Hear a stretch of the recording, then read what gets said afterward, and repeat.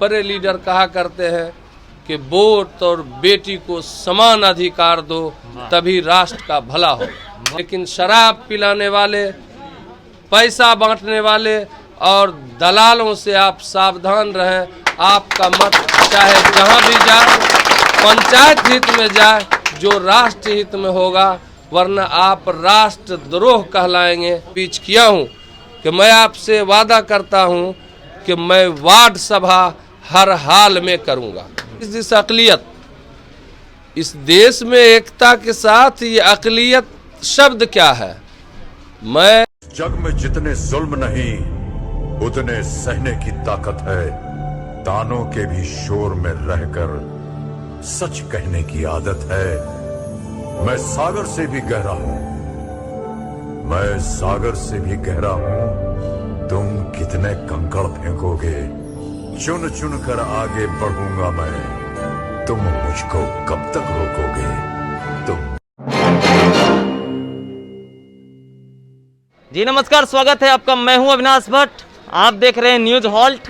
और अब पहली बार पंचायत चुनाव है भैया, इसीलिए तो हमने ये सब कुछ शुरू किया है ताकि हम तमाम जनप्रतिनिधियों तक पहुंच सकें। उनके अंदर क्या चीज़ है, क्या क्यूरियोसिटी है ना, गांव की राजनीति में हिस्सेदारी करने के लिए। पीछे देखिए, भीड़ देखिए, काफ़ी ज़्यादा लोग एक्साइटेड हैं भाई। आइए यहाँ के जनप्रतिनिधि से बात करते हैं। और पहली बार ऐसा होगा कि मैं इस पूरे पंचायत के कवरेज के दौरान एक मुस्लिम प्रत्याशी से जानूंगा कि उनका क्या मैनिफेस्टो है पंचायत चुनाव को लेकर, है ना। पूरा भीड़ देख लीजिए, ये तमाम लोग जो हैं ये इनके समर्थक हैं। और जो माहौल है वो यही है कि जब भी कोई जनप्रतिनिधि बिहार में पंचायती चुनाव में इस तरीके से सामने आते हैं, चाहे वो मुखिया उम्मीदवार हो या किसी भी तरह की उम्मीदवारी हो, तो लोग, गांव के लोग, पंचायत के लोग उनके साथ खड़ा होते हैं। तब उनका विश्वास जगता है कि वो एक जनप्रतिनिधि बन सकते हैं। पूरा माहौल देखिए, चारों तरफ कैमरा वाले भाई साहब चारों तरफ घुमाइए कि क्या माहौल होता है पंचायत चुनाव को लेकर, लोग किस तरीके से शामिल होते हैं एक जनसभा में। पूरा का पूरा पंचायत, पूरा का पूरा गाँव चला आता है इस तमाम चीज़ों में। आइए आइए हम मिलवाते हैं आपको यहाँ के जनप्रतिनिधि से। जो जनप्रतिनिधि हैं, कैसे हैं सर? जी अच्छे हैं। और सबसे पहली बात जानना ये चाहूँगा सर, आपका नाम क्या है? मेरा नाम आफाक अख्तर उर्फ हुकूमत है। उर्फ हुकूमत? हाँ, हम हुकूमत जी के ही नाम से प्रचलित हैं। अच्छा, तो सर ऐसा है कि मैं पहली बार पंचायत चुनाव में सर, जब से ये चुनाव शुरू हुआ है तब से मैं घूम रहा हूँ पूरे, लगभग पूरे बेगूसराय में, आप यूँ कहें बेगूसराय से बाहर भी। और मुस्लिम प्रत्याशी का आज तक हमने मतलब साक्षात्कार नहीं किया। तो पहला सवाल ये है कि किस तरह का मैनिफेस्टो रखेंगे आप, क्योंकि आपके पंचायत में मैं अभी घूम रहा था, मुस्लिम आबादी बहुत ज़्यादा है और कहीं ना कहीं सरकार भी मानती है और आप भी मानते हैं कि आप माइनॉरिटी हैं और आपको अभी बहुत सारी सुविधाओं की आवश्यकता है। तो क्या क्या मैनिफेस्टो है आपके पास आपकी जनता के लिए? देखिए, जो आपने कहा कि माइनॉरिटी, थोड़ा सा शांति बनाइए। हाँ बोलिए। जहाँ तक आपने सवाल किया जी कि हर लोग मैनिफेस्टो बनाते हैं अक़लियत के लिए जी, ये अक़लियत पर आज तक हम समझ ही नहीं पा रहे हैं। अच्छा, मेरे अपने पर्सनल, जो मेरा अपना पर्सनल विचार है कि किन लोगों ने अक़लियत का सवाल उठाया। व्हाट इज़ दिस अक़लियत? इस देश में एकता के साथ ये अक़लियत शब्द क्या है? मैं एक मुस्लिम समाज से आता हूँ और मुस्लिम समाज के लिए सरकार की जो उपलब्धियाँ हैं, ख़ास करके हमारे इस भारतीय मूल में, हमने जो लोगों से सुना है, समझा है, अपने उलमा से समझा है, इस देश के एकता, अखंडता और राष्ट्रीयता को, तो मैं अपने समझ से इस अक़लियत के सवाल पर मैं हमेशा सोचता रहता हूँ, इस शब्द का इस्तेमाल किन लोगों ने अक़लियत के लिए किया कि अल्पसंख्यक, ये अक़लियत, हम सारे लोग राष्ट्रीय हैं। और सवाल आपने किया कि इस पंचायत में मुस्लिम आबादी ज़्यादा है, और आपने ये भी कहा कि मुस्लिम प्रत्याशी के लिए हम पहली बार आपके नज़दीक, मैंने गलत नहीं कहा। तो चलिए, भाव आपका बहुत खुला है, पत्रकार चूँकि पेचीदा होते हैं, भाव आपका साफ है, इसलिए साफ भाव के साथ मैं रख दूं कि ये मेरा नींगा पंचायत मुस्लिम बाहुल पंचायत है। लेकिन इस पंचायत का सौभाग्य देखिए कि सबसे पहले मुखिया श्री सत्यनारायण सिंह बने, जो हाल में ही स्वर्गवास हुए। दूसरे मुखिया हमारे अब्बा हुजूर बने, जिनका नाम हदीसुर रहमान और भुखलू मुखिया था। ये मेरे पंचायत का बनावट है। फिर राम सुदिश सिंह मुखिया बने, ये मेरे पंचायत का बनावट है। फिर मेरा भाई फ़ख्र आलम मुखिया बना, ये मेरे पंचायत का बनावट है। फिर निर्मला ठाकुर मुखिया बनी, जिसकी आबादी थोड़ी सी है नाई समाज की, अब वो यहाँ की प्रधान बनी। उसके बाद मिथिलेश जी बनी यहाँ की मुखिया। ये मेरे पंचायत का बनावट है। ये तो खूबसूरती है ना सर अपने समाज की, है जी, ना, यही तो हिंदुस्तान तो है। ये है। आपने सवाल किया था कि मुस्लिम बाहुल है, बिल्कुल। तो मुस्लिम बाहुल का हमने परिचय दिया। अब मेरे नेचर को समझिए ना कि हमने चुनाव का जैसे ही कैंपेन शुरू किया तो मिर्ज़ापुर एक बगल में 15 और 16 वार्ड है, जिस वार्ड में एक भी मुस्लिम मतदाता नहीं है, विशुद्ध हिंदू मतदाता है। हिंदू मतदाता में भी अक्सरियत पिछड़ों और एससी का है, और हमारे वहाँ सवर्ण भाई भी हैं जो भूमिहार समाज से आते हैं, वो भी हैं। तो हमने स्टार्ट ही वहीं से किया, और वहाँ अक्सर भाजपा समर्थित लोग हैं, कांग्रेस समर्थित लोग हैं, वामपंथी समर्थित लोग हैं। मैं तो जदयू का सदस्य हूँ। अच्छा। तो मेरे पंचायत के बनावट, हम अपने आप को हमेशा गौरवान्वित महसूस करते हैं कि हम मरहूम हदीसुर रहमान और भुखलू का बेटा है, जिस कारण समाज भुखलू मुखिया के बेटा के बुनियाद पर उस निगाह से देखता है कि उनके अंदर एक मिजाज था कि हमेशा जब भी उनके साथ समानता रहती थी तो हिंदू मुस्लिम एकता में वो एक प्रतीक होता था। आप जैसे जनता के बीच जैसे ही भुखलू मुखिया का चर्चा कीजिएगा, वैसे उनके बारे में आपको बातें मिल जाएगी कि भुखलू मुखिया का क्या पंचायत में अपनी पकड़ थी दोनों समुदाय में। देखिए सर, दूसरी चीज मैं ये कहना चाहूँगा कि ये पंचायत चुनाव है सर, है ना, और बिहार में पंचायत, ये यूपी नहीं है, ये बिहार है। तो यहाँ पार्टी मायने नहीं रखती, है ना। आप एक छोटे से समाज में निकल कर आते हैं जनप्रतिनिधि बनने के लिए, और अच्छी बात है कि यहाँ एक सेकुलर माहौल है आपके पंचायत में। मैं बात कर रहा था उस मैनिफेस्टो की, क्योंकि लोग जनप्रतिनिधि बनने चले आते हैं। आज के टाइम में भी आप देखिए कि किस तरीके से, मतलब जिन्हें ये पता भी नहीं है कि जिस पद के लिए वो खड़े हो रहे हैं उसकी क्या गरिमा है, उसकी क्या पावर है, उस चीज़ को नहीं समझ पाते हैं लोग। इसी वजह से मेरा ये पूछना होता है कि किस तरह का मैनिफेस्टो रखते हैं आप। चैनल वाले मेरे पास आए जी, ठीक है, और इसी बुनियाद पर उन्होंने पूछा, तो हम खेद के साथ और सम्मानजनक शब्दों में कहना चाहते हैं कि मुखिया का अर्थ क्या होता है वो समझ नहीं पाते हैं। हम अपने चुनाव कैंपेन में जाते हैं तो कहते हैं कि बंधुओं, आपसे मेरी अपील है कि आप मेरे प्रत्याशी तबस्सुम आरा को अपना मत दें ताकि वो मुखिया बन सके। अगले प्रत्याशी जाते हैं तो कहते हैं कि भैया हम खड़े हैं।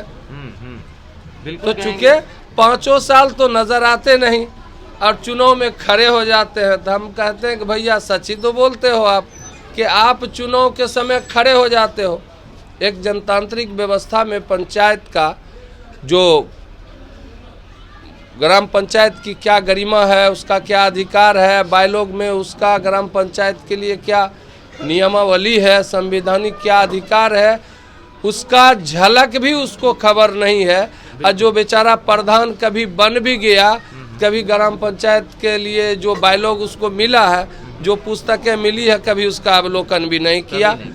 तो एक मीडिया ने हमसे पूछा कि साहब आप पंचायत में मुखिया बनने जा रहे हैं, क्या लक्ष्य है? तो हमने कहा कि मेरा प्रथम लक्ष्य शिक्षा और स्वास्थ्य और सफाई होगा। मीडिया तो होते हैं बड़ा चालाक, वो समझते हैं सारी चीज़ों को। कहा कि आप जो शिक्षा और स्वास्थ्य और सफाई पर बोल रहे हैं, वहाँ सरकार के यहाँ से तो बहुत गाइडलाइन, और शिक्षा पर और स्वास्थ्य पर तो सरकार का सीमित कोई ऐसा मामला नहीं है। कहा कि बंधु अभी आपने समझा ही नहीं है, वो बेचारे क्या समझेंगे। मुखिया है जे पंचायत का चीफ मिनिस्टर होता है। बिल्कुल सर, आप प्रधान हो जाते हैं। प्रधान है, मुखिया पंचायत का चीफ मिनिस्टर होता है। चीफ मिनिस्टर के अंदर ही तो स्वास्थ्य विभाग भी है और शिक्षा विभाग भी है। ये समझ में आवे तो अगले को तो ये फुर्सत नहीं। रोड नाला कमीशन, ये communist party, Congress party, JDU, RJD ने, यहाँ ग्राम पंचायत में हम अपने को सौभाग्यशाली महसूस करते हैं कि सारे कांग्रेसी और भाजपा वामपंथ विचारधारा के लोगों ने जो हमको आशीर्वाद देने का काम किया है, पंचायत में उसी मिथक को तोड़ना है, उसी मिथक को तोड़ना है कि ग्राम पंचायत को क्या अपना पावर है। इसलिए जनता के बीच हमने कोई धोखाधड़ी का एक शब्द नहीं कहा। एक वादा मैं जनता के बीच किया हूँ कि मैं आपसे वादा करता हूँ कि मैं वार्ड सभा हर हाल में करूँगा। बहुत बड़ी बात है सर, बहुत बड़ी बात है। आज के डेट में जो बिहार सरकार का जो डाटा है सर, जो बोलते हैं ना चौपाल लगाया जाता है मुखिया के द्वारा, तो वो पहले भी लगाया जाता था, ऐसा नहीं है। पर आप जो डाटा पिछला निकल के आ रहा है उसको देखिए सर, मात्र 2% पंचायत ऐसे हैं जहां पे इस तरह का मामला निकल कर आता है कि महीने में 2 बार वहां चौपाल लगाई जाए इस तरीके से। बाकी बात कहीं कुछ भी नहीं। मैं बहुत अच्छी तरह से समझता हूं कि मुखिया के लिए कितना बड़ा पावर है आम सभा। मैं चूँकि ऑलरेडी मैं 20 सूत्रीय अध्यक्ष रह चुका हूं। अच्छा। मैं ग्राम पंचायत को समझता हूं कि ग्राम पंचायत क्या है, एक मुखिया को क्या अधिकार दिया गया है जनता के लिए। समय आने पर मैं साबित करूंगा। एक साहब ने पूछा कि पिछला मुखिया के बारे में क्या कहना है। हमने कहा कि अगला मुखिया का कार्य बता देगा कि पिछला मुखिया कैसा था। बिल्कुल बिल्कुल, ये बहुत बड़ी बात कही आपने, बहुत बड़ी बात कही आपने। अब बाकी सूरज अस्त होने के बाद शराब कै वार्ड से मस्त होता है वो जनता बतावेगा। इंदिरा आवास में 10 है या 50 है वो आपका जनता बतावेगा। हम नहीं बतावेंगे, हम तो कार्य करके बतावेंगे। अगला जनता बोलेगा ये मुखिया ठीक कि पिछला ठीक। देखिए जो माहौल है बिहार में पंचायती चुनाव का, जो माहौल देखिए, इतने सुलझे हुए, साफ और इतने सटीक तरीके से अपनी बात रखने वाले जनप्रतिनिधि हमने भी पहली बार देखा है सर, है ना। किस तरीके से आप सुलझाते हैं चीज़ों को, ये बहुत बड़ी चीज़ है सर। हमारे माध्यम से आपकी पब्लिक आपको देखेगी, हमारे दर्शक आपको देखेंगे, वो इस चीज़ को समझ पाएंगे सर कि एक मुखिया प्रत्याशी को कितना सुलझा हुआ और अपने कर्तव्यों को लेकर, अपनी रिस्पॉन्सिबिलिटीज को लेकर उनको समझने की क्षमता तो कम से कम है। समझने की क्षमता के लिए हमने 480 नौजवानों का हमने लिस्ट तैयार किया। अच्छा। मेरा जब लक्ष्य बना शिक्षा और स्वास्थ्य और सफाई, तो मैं भली भांति एक पॉलिटिकल लोगों को समझता हूँ। अच्छा। मैं पहला ही लक्ष्य भेदन स्टार्टर सीधा अर्जुन के तरह आंख पे निगाह रखा। मैं पूरे पंचायत में आज 3 महीनों से नौजवानों को तलाश किया, हम नौजवानों को मोटिवेट किया, हम नौजवानों के साथ बैठ करके और बात करता रहा और अपनी समस्या को रखता रहा। पंचायत कैसे मेरा डेवलप करे, हम नौजवानों के साथ बात करते रहे, अपने बड़े बुजुर्गों से आशीर्वाद लेकर हम इस हिसाब से पंचायत को अगला दिशा देने जा रहे हैं। हम नौजवानों के लिए 90% अपने समय को खपाया और 90% उसी को आश्वासन दिया और 100% हमने उसी से शिक्षा और स्वास्थ्य और सफाई के लिए बढ़ चढ़ कर काम लेने का आश्वासन की बात कही। चूँकि स्वास्थ्य के लिए अगर हमको कल गमछा उठा के भीख भी मांगना पड़े तो हम इस पंचायत के लिए मांगने के लिए। तो एक कहावत है कि जिस ओर जवानी चलती है उस ओर जमाना चलता है। सर आखिरी में जानना चाहेगी आपकी जनता, आप भी अपनी जनता को फाइनली क्या कहना चाहेंगे? कौन सा चुनाव चिन्ह है आपका, कितने तारीख को चुनाव होने वाले हैं और किस तरीके से जनता का प्यार आप तक पहुँचे? 3 तारीख को तो चुनाव है जी मेरा चुनाव निशान ढोलक छाप है जी 2 नंबर पे है और हम तमाम जनता से अपील करेंगे कि आप अपना मत 2 नंबर पर ढोलक छाप पर ईवीएम पर आप दबाएं और एक विशेष आग्रह करेंगे कि आपका मत आपके 30 से 35 हज़ार जनते का भविष्य तय करेगा। इसलिए उन महुआ बांटने वाले, यूरिया के घोल बांटने वालों, पैसे बांटने वालों से आप बचें, लोगों को बचावें, इसलिए कि 40,000 जनता का भविष्य है। लोग बहुत इधर से उधर बौख रहे हैं। हम आपसे निवेदन करते हैं कि आपका मत जिस आदमी के दिशा में जाए, मेरे दिशा में आना है, आप मुझे स्वीकार करें, वरना जिस दिशा में आपको जाना है आप जाएं। लेकिन शराब पिलाने वाले, पैसा बांटने वाले और दलालों से आप सावधान रहें। आपका मत चाहे जहां भी जाए, पंचायत हित में जाए, जो राष्ट्र हित में होगा, वरना आप राष्ट्रद्रोह कहलाएंगे। आप अपने मत का उपयोग, बड़े लीडर कहा करते हैं कि वोट और बेटी को समान अधिकार दो, तभी राष्ट्र का भला हो। तो साहब, यहाँ वोट और बेटी को समान अधिकार दिया जा रहा है और जनप्रतिनिधि के द्वारा भी जो आग्रह किया गया है वो आपकी जनता तक पहुँच रही है सर। और ऐसे ही रोचक जनप्रतिनिधियों से मैं आपको मिलवाता रहूँगा। मैं लगातार हाजिर हूँ आपकी सेवा में। अविनाश भट्ट, न्यूज़ हॉल्ट के लिए, नमस्कार। सर, आप भी इसी पंचायत के हैं, क्या पंचायत का नाम है और आपका क्या नाम है? मेरा नाम नीलेश कुमार हुआ और मेरा पंचायत निंगा है। हाँ, तो एक सवाल ये है कि आप यहाँ की आम जनता हैं। यहाँ हमने देखा कि एक मुस्लिम प्रत्याशी के पीछे भी लोग, स्वतः गांव के लोग जो है उनका प्रचार कर रहे हैं।